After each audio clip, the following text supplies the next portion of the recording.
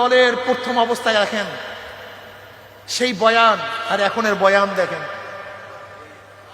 ওই সাইদি সাহেব রহমতুল্লাহ আলাই সে পর্দার উপরে যে বয়ান করছে আর এখন বয়ান শোনেন, সে স্পষ্ট বলছে কোথায় মুখ খোলা যায় আমি তো জানি না। আর এখন সেই দলের এক নেত্রী তাকে প্রশ্ন করা হয়েছে শরিয়াত, তো শরিয়াত তো আসমানি কোনো বিষয় না, যেটা পরিবর্তন করা যাবে না।